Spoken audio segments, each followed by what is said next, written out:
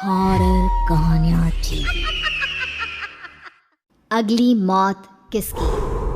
संजीव अपने दोस्तों राघव और प्रतीक के साथ बियर बार में बैठकर बियर पी रहा था। संजीव आज बहुत खुश लग रहा था। अरे यार, आज की पार्टी में तो मजा आ गया।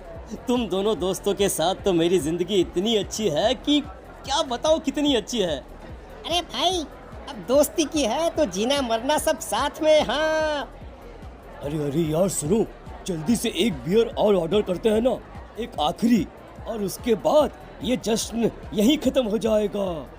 अरे हाँ क्यों नहीं। वेटर, जल्दी से 2 बियर की बोतल लेकर आओ। आज मेरे दोस्तों को जश्न मनाना है, क्यों? इतने में वहां पर एक बहुत सुंदर लड़की छोटे छोटे कपड़े पहनकर हाथ में बियर की बोतल लेकर उसके पास आती है। ये लीजिए, आपने बियर ऑर्डर की थी ना, मैं लेकर आ गई। क्या बात है यार, इस बार की वेटर तो बड़ी सुंदर है। अब बियर लेकर आई हो तो अपने हाथों से ही पिला दो ना। हाँ क्यों नहीं, जैसा आप बोलोगे मैं वैसा ही करूँगी। क्या बात है यार, अब तो लगता है रोज यहीं आना पड़ेगा। उसके बाद वो लड़की उन तीनों को बियर सर्व कर देती है। पार्टी करने के बाद वो तीनों अपने अपने घर जाते हैं। प्रतीक, संजीव और राघव को उनके घर छोड़कर जैसे ही अकेला अपनी कार में आकर बैठता है तो अचानक उसे एहसास होता है जैसे उसकी कार की पीछे वाली सीट पर कोई बैठा हुआ है। वो तुरंत पीछे मुड़कर देखता है। तुम यहाँ क्या कर रही हो? और तुम मेरी कार में कब आई? अरे तुम तो बार में वेटर थी ना। बस ऐसे ही मेरा दिल कर रहा था आपके साथ आपके घर चलने का, इसलिए मैं आपके साथ चली आई। अरे लेकिन तुम मेरी कार में आई कब? अभी कुछ देर पहले तो यहाँ पर मेरे दोस्त बैठे हुए थे। प्रतीक के इतना बोलते ही उस लड़के का चेहरा खतरनाक तरीके से बदल जाता है। उसकी आंखें पत्थर की तरह सफेद और पूरे शरीर पर नीली नीली नसें उभर आती है।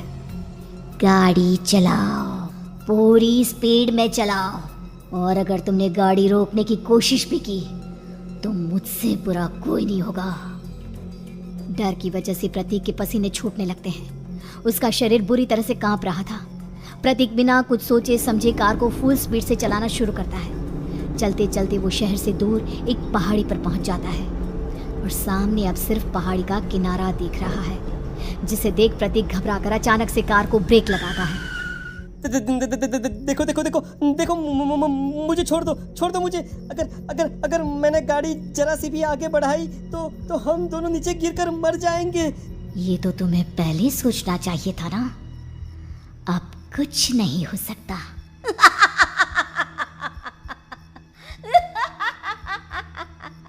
छोड़ दो मुझे। नहीं प्लीज मुझे छोड़ दो। प्लीज मुझे जाने दो। छोड़ दो मुझे। गाड़ी आगे बढ़ाओ। और तभी अचानक से बिना प्रतीक के स्टार्ट किए उनकी कार आगे बढ़ती है और गहरी खाई में गिर जाती है। उसके चीखने की आवाज एक चारों तरफ सुनाई देती है।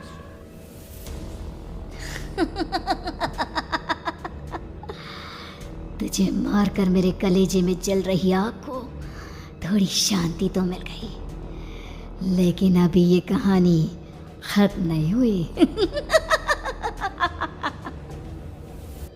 और फिर अगले दिन राघव और संजीव को पता चलता है कि प्रतीक की पहाड़ी से नीचे गिरकर मौत हो गई। अरे कल रात की तो बात है यार, हम सब बैठकर पार्टी कर रहे थे, लेकिन मेरी एक बात समझ में नहीं आ रही। राघव शहर से इतना बाहर उस पहाड़ी पर इतनी रात को क्या करने गया था? अरे यार, वही सोचकर तो मैं भी परेशान हूँ।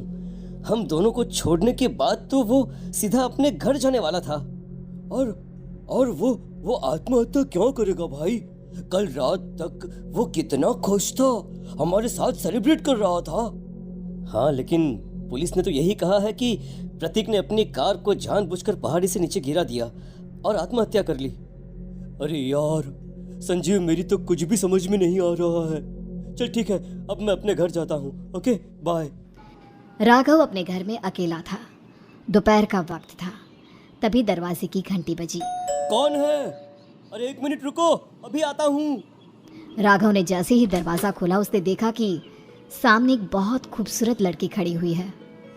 कौन है आप और यहाँ किससे मिलने आई हैं? देखिए ना, बाहर बारिश शुरू हो गई थी, मेरी गाड़ी खराब हो गई है। आपका घर नज़र आया तो सोचा कुछ हेल्प ले लेती हूँ। क्यों नहीं, आइए ना, आइए आइए। मेरे कपड़े पूरे भीग चुके हैं, क्या आपके पास टॉवल मिलेगा प्लीज़? राघव अपने बाथरूम से एक टॉवल लाकर उस लड़की को देता है। थैंक यू सो मच, अब मैं चलती हूँ। अरे इतनी क्या जल्दी है, आप चाहे तो बारिश रुकने तक यहाँ पर रुक सकती हैं। हाँ। लड़की ने पलटकर राघव की तरफ देखा। नहीं, मुझे जाना होगा, मेरा काम बाकी है। और वो वहां से चली गई। उस लड़की के जाने के बाद राघव अपने बाथरूम में नहाने के लिए गया और जैसे ही उसने बाथरूम में देखा तो उसका टॉवल वहीं पर लटका हुआ था। उसने टॉवल हाथ में लिया तो देखा कि उसका पूरा टॉवल खून के धब्बों से सना हुआ है। अरे अरे ये क्या, ये टॉवेल तो मैंने उस लड़की को दे दिया था, ये वापस मेरे बाथरूम में कैसे आ गया? और इस पर ये खून के धब्बे कहाँ से आ गए?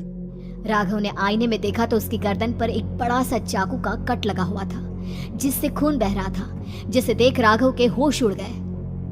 हाँ, अरे ये क्या, मेरी गर्दन इतनी ज्यादा कटी हुई है और मुझे दर्द भी नहीं हो रहा है। ये क्या हो रहा है मेरे साथ? राघव घबराकर बाथरूम से बाहर आया और अपना मोबाइल उठाकर उसने संजीव को फोन लगाया। संजीव जल्दी से मेरे पास आ जाओ, मुझे लगता है कुछ बहुत बड़ी गड़बड़ है, जल्दी आ जाओ। उधर से आवाज आई, लेकिन वो आवाज संजीव की नहीं बल्कि एक लड़की की थी। कुछ अजीब नहीं हुआ है, बस तुम्हारी मौत तुमसे मिलने आई थी और तुम्हें मारकर चली गई। अब तुम इस दुनिया का हिस्सा नहीं हो राघव, इसलिए तुम्हें अपनी गर्दन के कटने का दर्द भी महसूस नहीं हो रहा। नहीं, ऐसा नहीं हो सकता, ऐसा नहीं हो सकता। कौन हो तुम? तुम्हारी मौत। अब संजीव के पास खबर पहुंचती है कि राघव ने अपने ही घर में चाकू से गर्दन काटकर आत्महत्या कर ली। ये सुनने के बाद संजीव के होश उड़ गए। वो पसीने से तरबतर हो गया और एक अनजाना डर अब उसके दिल को सताने लगा। संजीव के साथ ही उसका एक छोटा भाई राजीव भी रहा करता था। अपने भाई को इस तरह परेशान देखकर राजीव उसके पास आया। अरे भैया, क्या हुआ भैया, आप इतने घबराए हुए क्यों रहे हैं? प्रतीक और राघव की मौत, मेरा मतलब मेरी कुछ समझ में नहीं आ रहा भाई। अचानक से मेरे दोनों दोस्तों ने आत्महत्या क्यों कर ली? अरे वो तो मेरी भी समझ में नहीं आ रहा है भैया। हाँ, हो सकता है कि कोई परेशानी होगी और इसीलिए उन्होंने ऐसा किया होगा। हाँ, लेकिन दोनों की जिंदगी में एक साथ परेशानी और दोनों का इतनी खतरनाक तरीके से आत्महत्या करना, कहीं ऐसा तो नहीं मैं भी मर जाऊंगा? अरे आप ऐसी बातें क्यों कर रहे हैं भैया? वैसे ही मैं इतना परेशान हूँ। जब से अंजलि ने मेरा साथ छोड़ा है तब से सब कुछ बहुत अजीब सा हो गया है। रोज रात को डरावने सपने आते हैं। ऐसा लगता है जैसे अंजलि बार बार मेरे सपनों में आकर मुझे डराने की कोशिश करती है। अंजलि का नाम सुनते ही संजीव की आंखें फट गई और उसके गले में आवाज अटक गई। उसके चेहरे पर घबराहट साफ नजर आ रही थी। कौन थी वो लड़की जिसने प्रतीक और राघव को आत्महत्या की आड़ में मौत के घाट उतार दिया? और कौन थी अंजलि जो बार बार राजीव के सपनों में आकर उसे डरा रही थी? अंजलि का नाम सुनकर संजीव इतना घबरा क्यों गया? इन सवालों के जवाब जानने के लिए देखिए इस खतरनाक कहानी का अगला भाग।